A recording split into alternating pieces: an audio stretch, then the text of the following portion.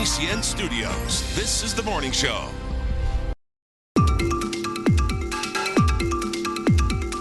Well, a lot of communities trying to hit a home run with gaming. Next chapter in the statewide conversation over where to host a casino gambling destination in Massachusetts takes us to the western part of the state, where the town of Palmer is considering its prospects in their pitch to be a host location.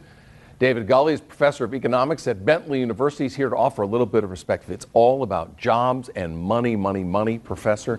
Palmer's out there. They feel like they're ahead of the game. They've done a lot of work on this, and they've got buy-in from the community. How important is all that? That's extremely important. Palmer has been there for over 3 years now. They've spent $14 million on the land and other areas in order to sort of grease the wheels to make sure the proposal will be going forward.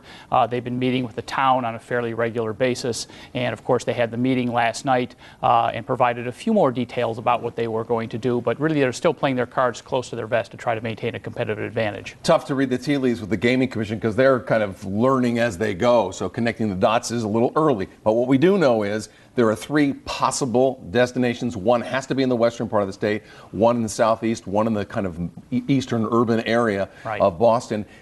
How important is it, do you think, for one destination to be first on the list? Well, I don't think it's going to be terribly important in the long run. In the short run, the first mover advantage might make them, they'll be the new kid on the block.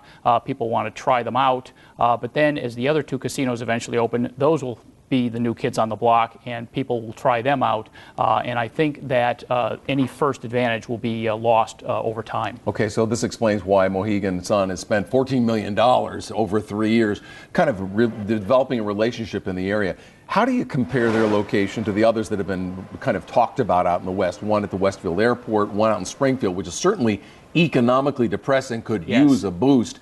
What advantages does Palmer have? I think Palmer has several advantages in that the land they have is right off the Mass Pike. There's a chance that they would do some infrastructure improvements there that would make access even easier.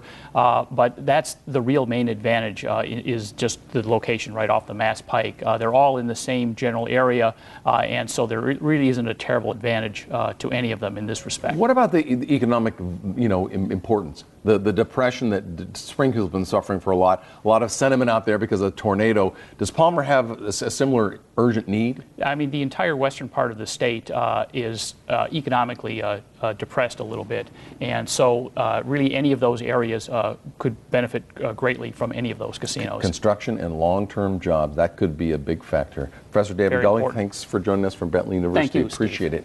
It is coming up on a time for us to go outdoors. Let's check your commute to work this morning from Scott Montmany at Metro Traffic.